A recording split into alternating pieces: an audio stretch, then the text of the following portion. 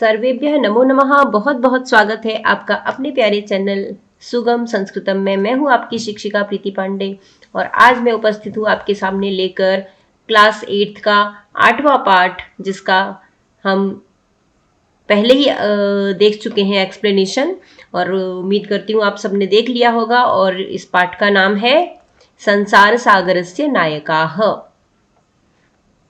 तो उसी पाठ की जो एक्सरसाइज है, जो अभ्यास कार्य है, उसके साथ आज मैं उपस्थित हूँ और उम्मीद कर रही हूँ कि सभी बच्चों ने, जितने भी 8th क्लास में पढ़ने वाले बच्चे हैं, जो भी जिन्होंने भी चैनल को मेरे सब्सक्राइब किया हुआ है, सब लोगों ने इस वीडियो को, उस वीडियो को जिसमें मैंने उसका एक्सप्लेनेशन अर्थ बताया था, उन सबको उसको देख लिया होगा और लाइक और शेयर भी किया होगा। क्योंकि बच्चों, अगर आप लाइक शेयर नहीं करेंगे तो मेरी वीडियो आपको जल्दी से नहीं मिलेंगे, क्योंकि ये YouTube की एल्गोरिदम में आता है कि अगर आप मेरे वीडियो देखते हैं लेकिन लाइक नहीं करते, तो फिर आपको दोबारा से वो वीडियो जो है, वो जो YouTube है वो रिकमेंड नहीं करेगा, आपको वो नहीं दिखाएगा। ठीक है, अगर आपको मेरा पढ़ाने का तरीका पसंद है और आप चाहते हैं कि मेरे जो वीडियो है जैसे ही आए YouTube पर आपको उसकी नोटिफिकेशन तुरंत मिले, तो आपको चैनल को सब्सक्राइब करना पड़ेगा और साथ ही साथ लाइक भी करना पड़ेगा। और सब्सक्राइब करते हुए जो बेल आइकन आता है उसको भी क्लिक करना पड़ेगा, जिससे कि आपको तुरंत नोटिफिकेशन मिल जाए। तो उम्मीद करती हूँ कि आप पूरा देखें वीडियो को, और अपना जो भी होमवर्क है, जो भी आपका संस्कृत की पढ़ाई है, उसमें आपके जो एग्ज़ाम है, हर प्रिपरेशन में आप इस पाठ को पढ़कर मदद लें। तो फटाफट हम शुरू करते हैं जो हमारा चैप्टर 8 है उसका अभ्यास कार्य, संसार सागरस्य नायकाः। इसका अभ्यास कार्य बिना किसी देरी के। तो चलिए शुरू करते हैं। हमारा पहला प्रश्न है, एक पदेन उत्तरत। एक पद में उत्तर दीजिए। एक शब्द में उत्तर देना, means answer in one word. ठीक है, तो पहला प्रश्न है हमारा, कस्य राज्यस्य भागेषु गजधरः शब्दः प्रयुज्यते। किस राज्य की भाग में गजधर शब्द का प्रयोग होता है, या किस राज्य के भाग में गजधर शब्द का प्रयोग किया जाता है। तो क्योंकि हमें एक पद में उत्तर देना है, तो इसका आंसर होगा राजस्थानस्य।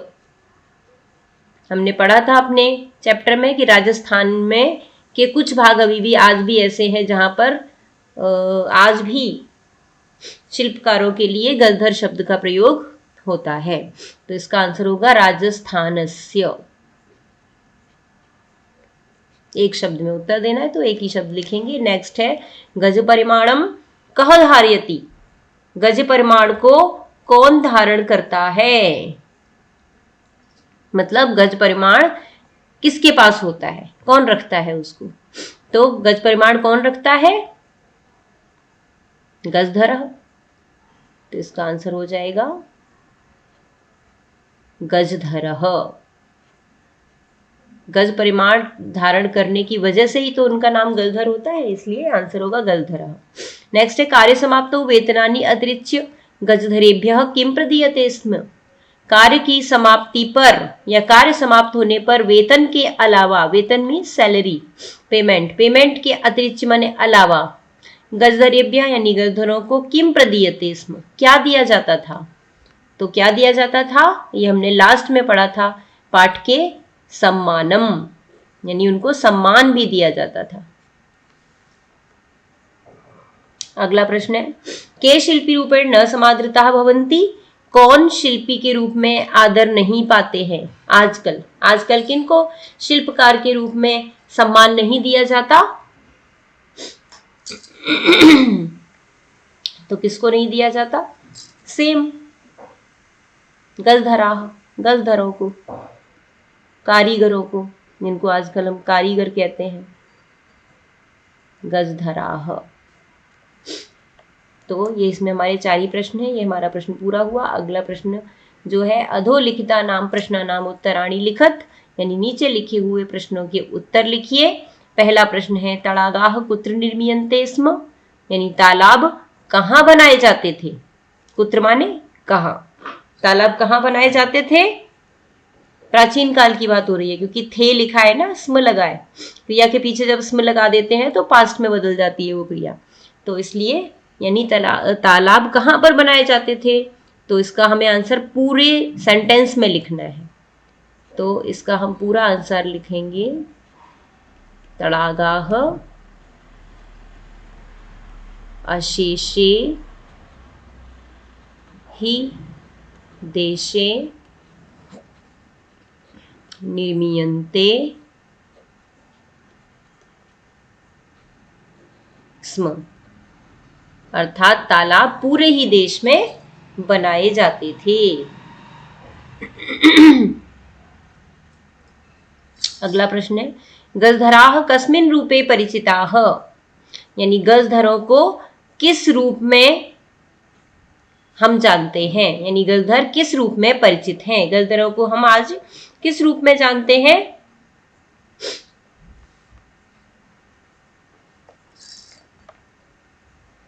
तो इसका आंसर होगा गजधराः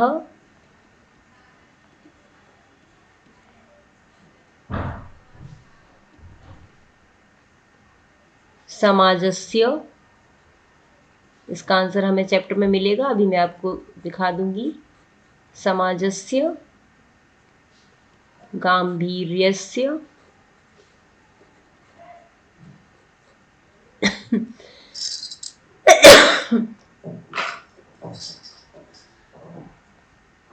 मापकाः, यानी समाज की गहराई को नापने वाले। मापकाः इति रूपेण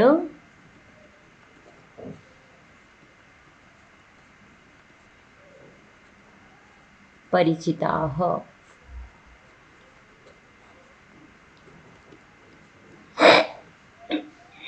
तो ये हुआ इसका आंसर कंप्लीट। अगला, गजधराः किम कुर्वन्ति स्म, गजधर क्या करते थे। अच्छा, इस प्रश्न का, ख वाले प्रश्न का आंसर देख लीजिए आप, पाठ में कहाँ लिखा है कि गजधरों को किस रूप में जाना जाता था। ये देखिए, गजधरः समाजस्य गांभीर्यं मापयेत् इत्यस्मिन् रूपे परिचिताः।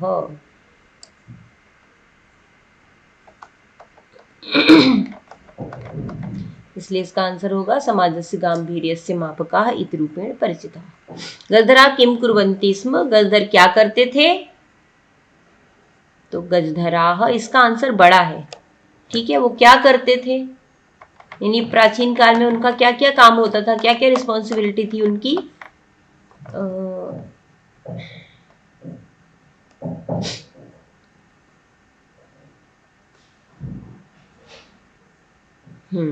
ये देखिए यहां से, नवनिर्माणस्य सुरक्षा प्रबंधस्य च दायित्वं गजधराः निभालयन्ति स्म।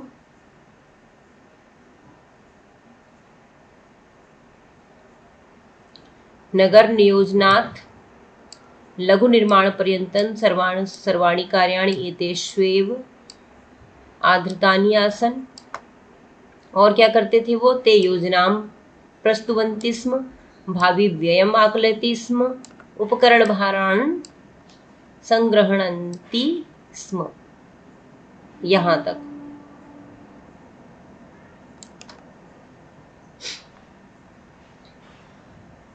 तो इसका आंसर आप मेन रूप से, मुख्यतः है, यहां से लिखेंगे, ते से, नहीं तो बहुत बड़ा पूरा पैराग्राफ ही आ जाएगा इसमें। तो इसका आंसर आप यहां से लिखिए, ते योजनां प्रस्तुवन्ति स्म। ते की जगह हम गजधरा लिख सकते हैं, ठीक है। यहाँ पर इतनी जगह नहीं है कि मैं आपको लिख के दूं, इसलिए मैं यहाँ पर टिक लगा रही हूँ। चलिए फिर भी कोशिश करती हूँ, यानी ते की जगह गजधरा आ जाएगा। गजधराः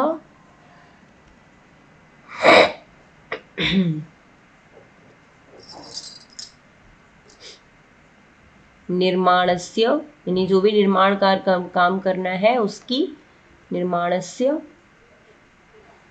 परियोजना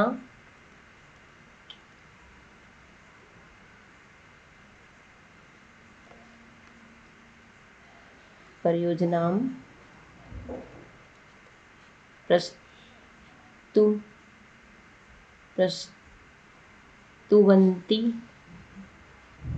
स्म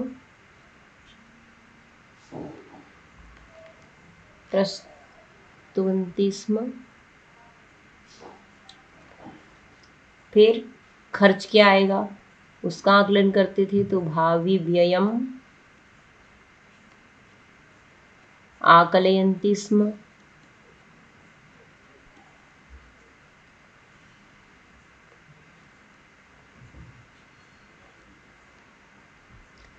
और उपकरण यानी निर्माण को करने के लिए जो जो साधन चाहिए, जो जो उपकरण चाहिए, टूल्स चाहिए, उनका भी प्रबंध करते थे। तो उपकरण भारान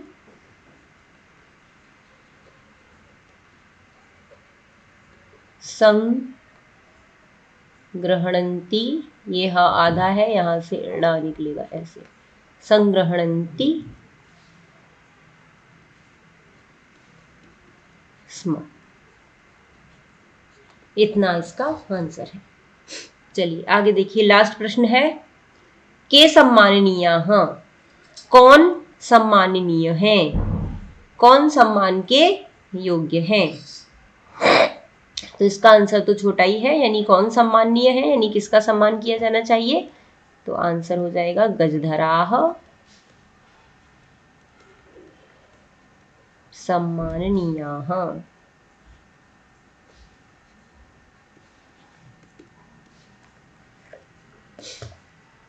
चलिए आगे बढ़ते हैं, अगला प्रश्न, रेखांकित पदानि आधृत्य प्रश्न निर्माणम कुरुत। रेखांकित पदों को आधार बनाकर प्रश्न निर्माण कीजिए।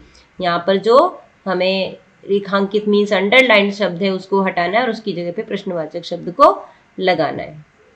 तो पढ़ लेते हैं। पहला है सुरक्षा प्रबंधस्य दायित्वं गजधराः निभालयन्ति स्म। सुरक्षा प्रबंध का दायित्व गजधर ही निभाते थे। तो हमें इसमें सुरक्षा प्रबंधस्य को हटाना है, तो उसकी जगह हम क्या लगा देंगे। अब इसकी विभक्ति जो इसमें है ना, वो विभक्ति सेम आपकी वही रहेगी जो प्रश्नवाचक शब्द में हमें लगानी है। तो यहाँ पे सुरक्षा प्रबंधस्य में षष्ठी विभक्ति लगी हुई है, तो हमें इसका जो प्रश्नवाचक शब्द होगा उसमें भी षष्ठी विभक्ति लगानी है, जो होगा कस्य।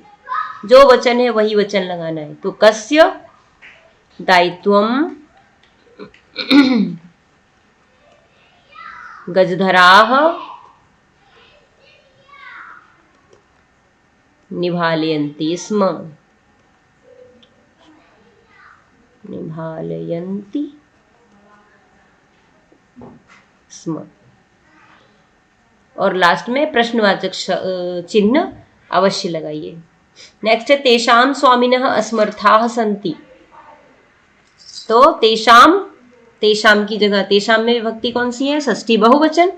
तो हमें जो भी हमारा प्रश्नवाचक शब्द आएगा उसका षष्ठी बहुवचन का रूप लगा देना है। तस्य तयो तेषां की तरह कस्य कयो केषां। तो तेषां की जगह केषां, बाकी क्वेश्चन सेम टू सेम। स्वामिनः असमर्थाः सन्ति और प्रश्नवाचक चिन्ह। नेक्स्ट है कार्य समाप्तौ वेतनानि अतिरिच्य सम्मानमपि प्राप्नुवन्ति। कार्य समाप्त होने पर वेतन के अलावा सम्मान भी प्राप्त करते थे। तो इसका आंसर हो जाएगा, हमें किसको हटाना है, वेतनानि, वेतनानि को हटाना है। तो कार्य समाप्तौ, वेतनानि की जगह क्या आ जाएगा, वेतनानि में कौन सी विभक्ति है, प्रथमा बहुवचन। तो हमें उसी प्रश्नवाचक शब्द की बहुवचन लगाना है, यानी किम के कानी, कानी। इसका बन जाएगा, यहां से लिखती हूं, कार्य समाप्तौ कानि अतिरिच्य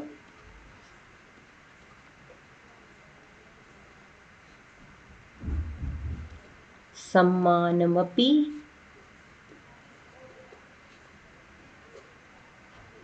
प्राप्नुवन्ति। और प्रश्नवाचक चिन्ह। नेक्स्ट है गलधर सुंदर शब्द अस्ति। गलधर सुंदर शब्द है तो गलधर को हटाना है। गलधर में प्रथमा विभक्ति लगी हुई है तो हमें यहाँ पे लगाना है कह। कह सुंदर शब्द अस्ति। क्या सुंदर शब्द है। लास्ट है तड़ागाह संसार सागराह कथ्यन्ते। तालाब संसार के सागर कहे जाते हैं। तो तालाब की कौन सा वचन कौन सा विभक्ति कौन सी है, प्रथमा बहुवचन। और ये शब्द जो है वो पुल्लिंग शब्द है तो इसलिए कह कऊ के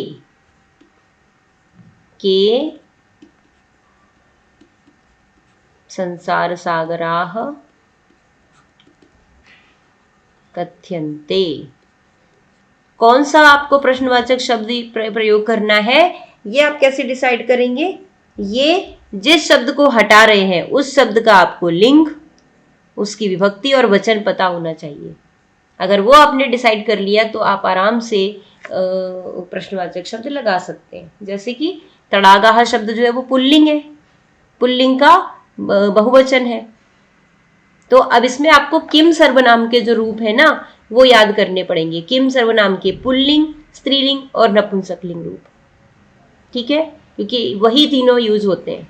तो किम सर्वनाम के अगर आपने पुल्लिंग, नपुंसकलिंग और स्त्रीलिंग रूप याद किए हुए हैं और आपने जो भी इसमें शब्द हटाया जा रहा है उस शब्द की आपको लिंग, विभक्ति और वचन पता चल गया है तो आप इजीली उसका प्रश्नवाचक शब्द पता कर सकते हैं। और किम सर्वनाम के रूप आप कैसे याद कर सकते हैं जल्दी से म्यूजिकल तरीके से, उसका मैंने ऑलरेडी एक शॉर्ट वीडियो बनाया हुआ है। आप उसको देखिए, बार बार देखिए और उनको याद कर लीजिए, फिर आपको कोई परेशानी नहीं होगी। उसकी लिंक जो है वो मैं इसमें डिस्क्रिप्शन बॉक्स में डाल दूंगी, आप वहां से देख सकते हैं। आगे बढ़ते हैं। अगला प्रश्न है अधोलिखितेषु यथापेक्षितम संधिम विच्छेदम कुरुत। यानी नीचे कुछ जो शब्द दिए हैं कहीं पर उनको हमें संधि करनी है और कहीं ऑलरेडी संधि हुई है, आपको उनको विच्छेद करना है। तो यथापेक्षितम यानी जैसा अपेक्षित है वैसा करिए। तो पहला जो शब्द है वो है अद्य प्लस अपि। तो यहाँ पर संधि विच्छेद दिया हुआ है तो हमें इसमें संधि करनी है। तो इसका क्या बन जाएगा, देखिए अद्य में हलंत नहीं लगा, मतलब अद्य के लास्ट में अस्वर है। ठीक है, और अपि में भी पहला शब्द जो है, पहला अक्षर वो भी आ है। तो अ प्लस अ यानी समान स्वर आ रहे हैं। तो अ प्लस आ इक्वल टू क्या होता है, बड़ा आ, यानी आ हो जाएगा उन दोनों को मिला के। तो शब्द क्या बन जाएगा, अद्यापि।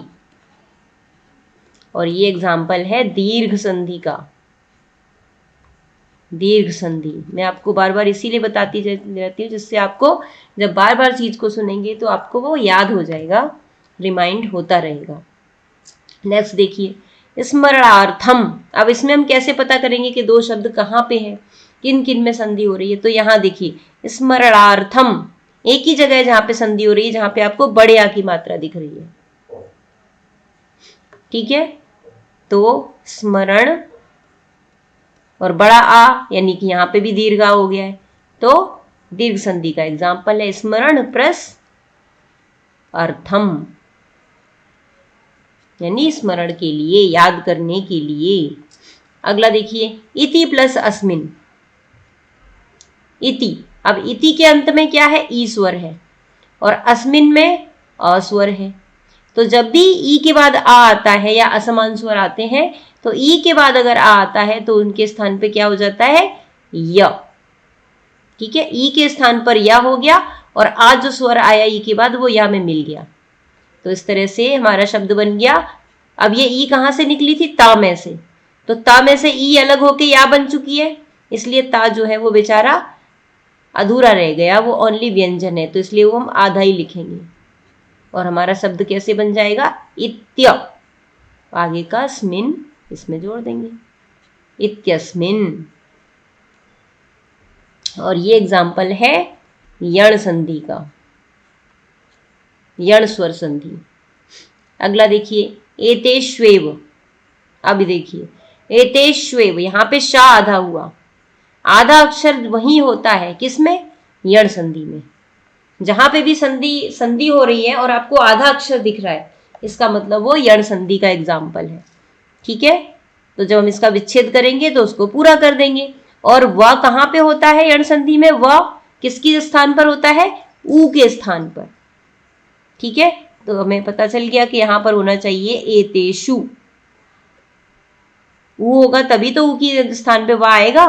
तो हमने इसको जब अलग किया तो यहाँ पे ऊ लगा दिया, एतेषु प्लस, अब देखिए वा में एक ही मात्रा लगी है, इसका मतलब ऊ के बाद यहां पर क्या है, ए है, ए स्वर है। ठीक है, अब देखिए एतेषु में, एतेश में जब हम ऊ अलग कर लेंगे तो शा आधा हो जाएगा, तो इसलिए ये आधा है, और ऊ की जगह पे व हो गया, और व के बाद ए स्वर था इसलिए वा में एक ही मात्रा आ गई। तो हमारा जो संधि विच्छेद है वो बिल्कुल सही है। और ये भी एग्जाम्पल है यण संधि का। यण संधि में ई की जगह या और ऊ की जगह वा हो जाता है जब भी ई के बाद असमान स्वर आए, ई और ऊ के बाद। आगे बढ़ते हैं, सहसा प्लस एव। अब ये देखिए यहां पे सहसा में आ है, आ स्वर, और आ के बाद ए है, तो जब भी आ के बाद ए आता है तो वो किस में बदल जाता है, दोनों मिलके दोनों के स्थान पे क्या हो जाता है, बड़ी ए, आई, आई हो जाती है। ठीक है, ये मैंने आपको पाठ में भी बार बार बताया है, वृद्धि संधि के बहुत सारे एग्जाम्पल थे, तो ये भी वृद्धि संधि का एग्जाम्पल है। उसका जब हम संधि करेंगे तो शब्द बन जाएगा सहसैव, आ और ए इक्वल टू बड़ी ए, शब्द बन गया सहसैव, और ये एग्जाम्पल है वृद्धि संधि का। वृद्धि स्वर संधि। अगला प्रश्न है, मंजूषातः समुचितानि पदानि चित्वा रिक्त स्थानानि पूरयत। मंजूषा दे रखी है, यानी आपको शब्द दिए हुए हैं, आपको सही शब्द को चूज करना है और इन रिक्त स्थान की पूर्ति करनी है। पहला हमारा वाक्य है, छात्राः पुस्तकानि डैश विद्यालयं गच्छन्ति। अच्छा, पहले हम इनका अर्थ देख लेते हैं तो हमें अपने सेंटेंस को पूरा करने में और आसानी हो जाएगी। रचयन्ति माने बनाते हैं, गृहीत्वा माने लेकर, सहसा माने अचानक, जिज्ञासा माने जानने की इच्छा, और सह माने साथ। अब देखिए पहला है हमारा, छात्राः पुस्तकानि डैश विद्यालयं गच्छन्ति। छात्र पुस्तकें डैश विद्यालय जाते हैं, तो क्या होना चाहिए, पुस्तकें लेकर, गृहीत्वा। नेक्स्ट है, मालाकारः पुष्पैः मालाः डैश, यानी मालाकाराः मीन्स माली, पुष्पैः यानी पुष्पों से, फूलों से, मालाः यानी मालाएं क्या करता है, बनाते हैं, तो रचयन्ति।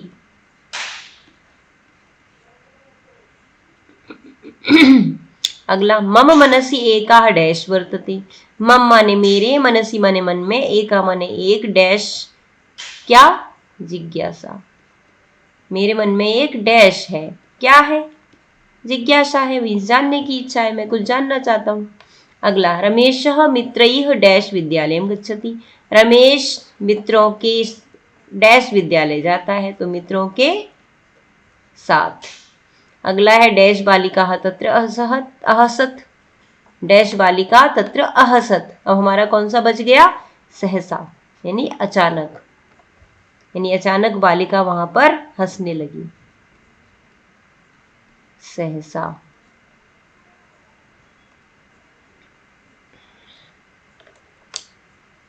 आगे बढ़ते हैं, अगला प्रश्न है, पद निर्माणम कुरुत।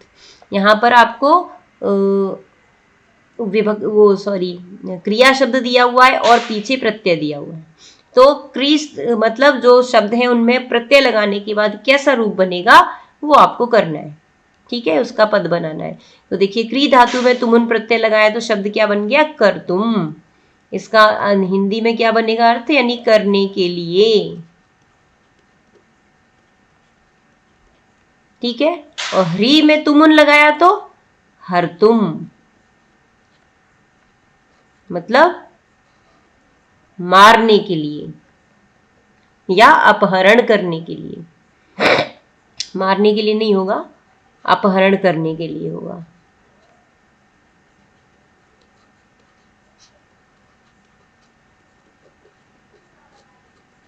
नेक्स्ट है त्रिधातु तुमुन प्रत्यय, तो बन जाएगा तरितुम। तुमुन प्रत्यय में तुम शेष रहता है, तुम, यानी लास्ट में उसके तुम आना चाहिए, तो इसलिए क्रिया को ऐड करेंगे और फिर तुमुन का तुम ऐड कर देंगे, तो इसका बन जाएगा तरितुम, यानी तैरने के लिए।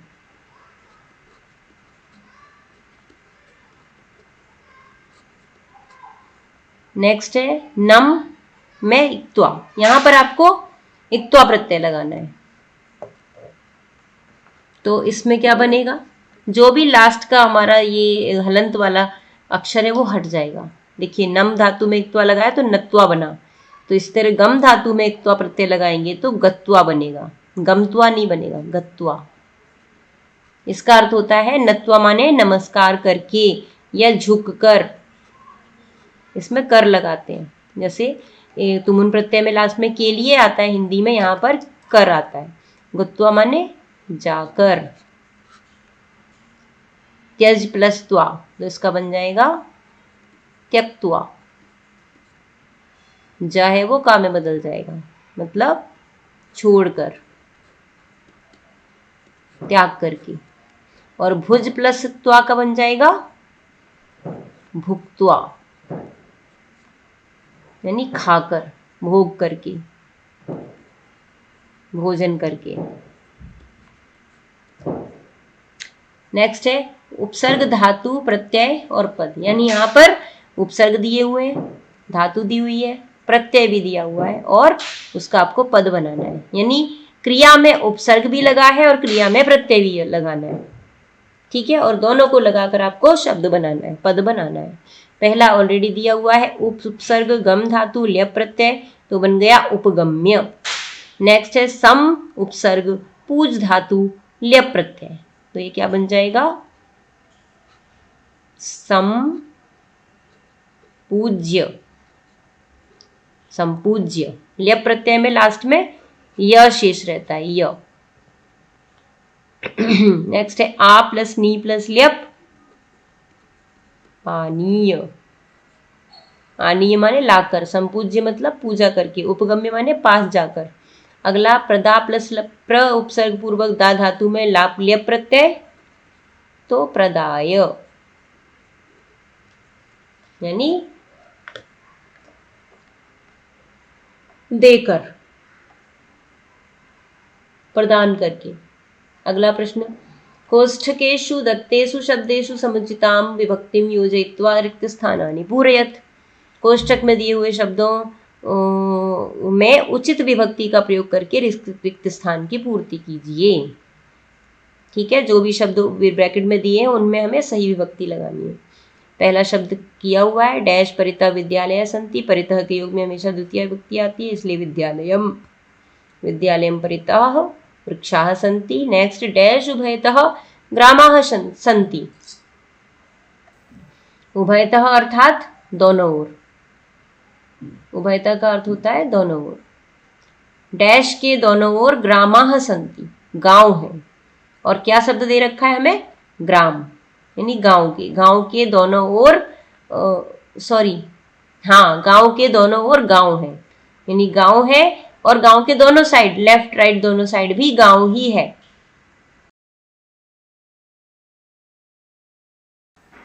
तो इसमें क्या हो जाएगा, यहां पे भी द्वितीय विभक्ति का प्रयोग होगा, ग्रामम, ग्रामम उभयतः ग्रामाः सन्ति, गांव के दोनों ओर गांव है। अगला प्रश्न है डैश सर्वतः अट्टालिकाः सन्ति। सर्वतः माने सब ओर, सब तरफ।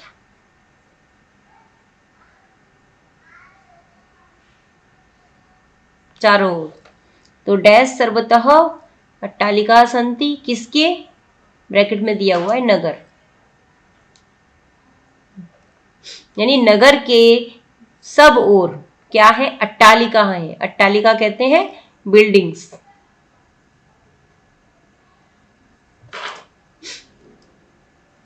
इमारतें। तो इसमें क्या हो जाएगा, नगरम। नगरम सर्वतः अट्टालिकाः सन्ति, नगर के सब ओर अट्टालिकाएं हैं।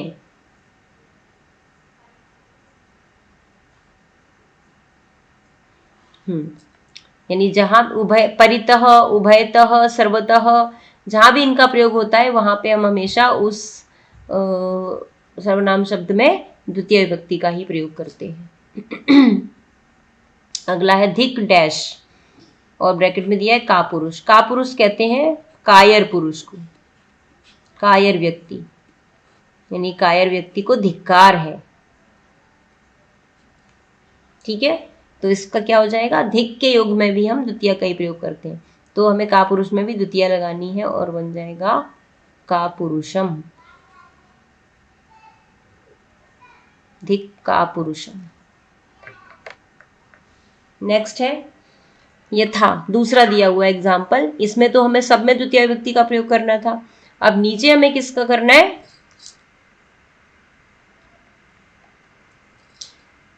मृगाः मृगैः सह धावन्ति। यहां देखिए जो एग्जाम्पल दिया है उसमें किसका प्रयोग किया गया है, तृतीय विभक्ति का। ठीक है, मृग शब्द जो ब्रैकेट में था उसमें तृतीय विभक्ति का प्रयोग करके यूज कर दिया, तो हमें यहाँ पर भी सभी में तृतीय विभक्ति का ही प्रयोग करना है। क्यों, क्योंकि देखिए सब में सह आया है, सह सह सह, और जहां भी सह आता है सह के योग में हम तृतीय का ही प्रयोग करते हैं। ठीक है, तो देखिए बालकाः डैश सह पठन्ति, लड़के लड़कियों के साथ पढ़ते हैं, क्योंकि यहाँ पे बालिका दिया है, तो बालिका का तृतीया में क्या बनेगा, और बहुवचन, क्योंकि लड़कियों के साथ बहुवचन आ रहा है ना, तो इसलिए बालिका भी ही। ये रूप आपको याद करने पड़ेंगे, अकारांत पुल्लिंग, स्त्रीलिंग, नपुंसकलिंग, सभी के एक एक रूप याद कर लीजिए, सारे रूप याद करने की जरूरत नहीं पड़ेगी। सभी अकारांत, उकारांत, एकारांत, इकारांत सब एक जैसे, एक समान ही होते हैं। ठीक है, तो बालकाः बालिका भी सह पठन्ति।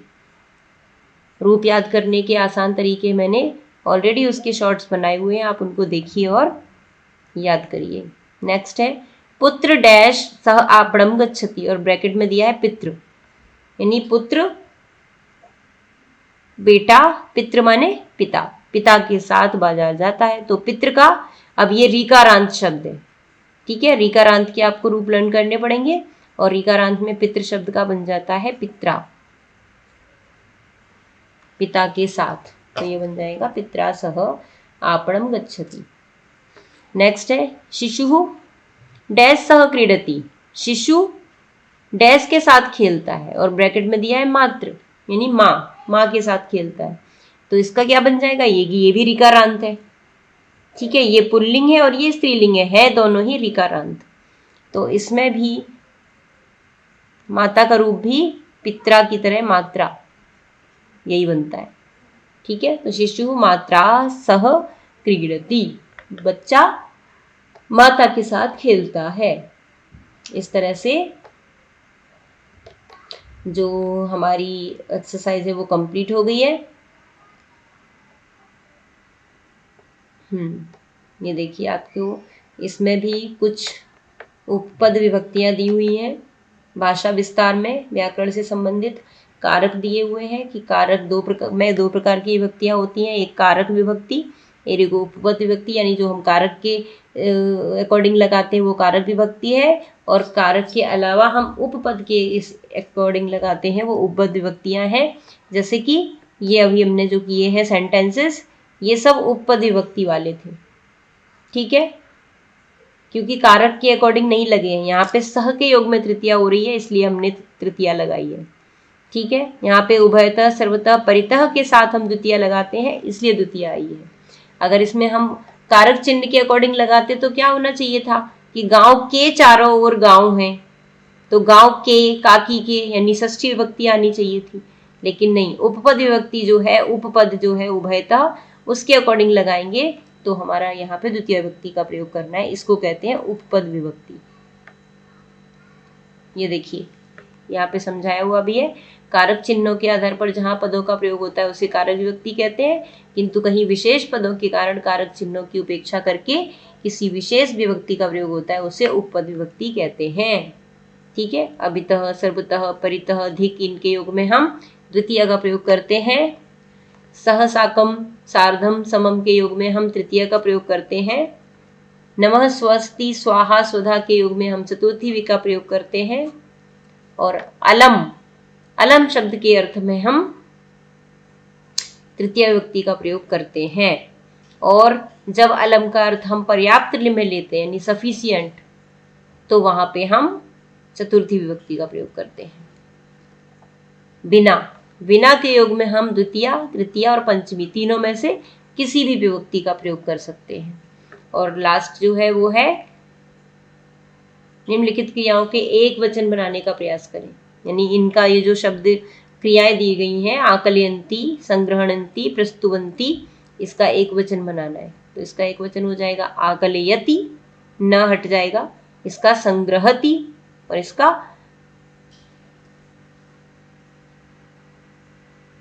प्रस्तुवति।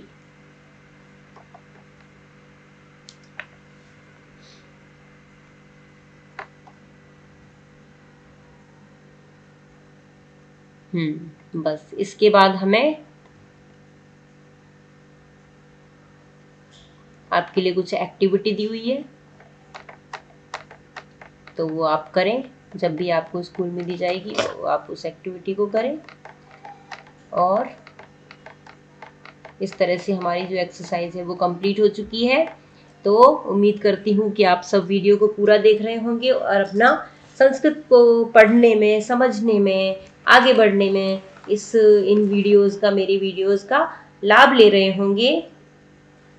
ज़्यादा से ज़्यादा मेरे चैनल को आप सब्सक्राइब करिए प्लीज़। जो बच्चे भी देख रहे हैं कृपया प्लीज़ ज़्यादा से ज़्यादा आप अगर सब्सक्राइब करेंगे तो आपको ज़्यादा से ज़्यादा अच्छे वीडियो देखने को मिलेंगे और मैं भी और उत्साहित होकर अपने वीडियो बना सकती हूँ, आपके लिए और अच्छे से अच्छा काम कर सकती हूँ। ज़्यादा से ज़्यादा शेयर कीजिए, लाइक करिए। अगर आपको वीडियो पसंद है तो लाइक करना ना भूलिए। मैं देखती हूँ कि बहुत लोग देखते हैं, व्यूज़ आ जाते हैं, लेकिन आप लाइक नहीं करते, लाइक कम रहते, तो लाइक की संख्या भी बढ़ाइए, तभी आपको और अच्छा मटेरियल और अच्छा कंटेंट मिल सकता है। तो उम्मीद करती हूँ कि सब मेरी बात को ध्यान देंगे और जो भी अभी तक पूरा देख रहे हैं वीडियोस को, उनको बहुत बहुत धन्यवाद। नेक्स्ट वीडियो में हम अगले वीडियो में अगले चैप्टर के साथ मिलेंगे। तब तक के लिए धन्यवाद। Keep learning.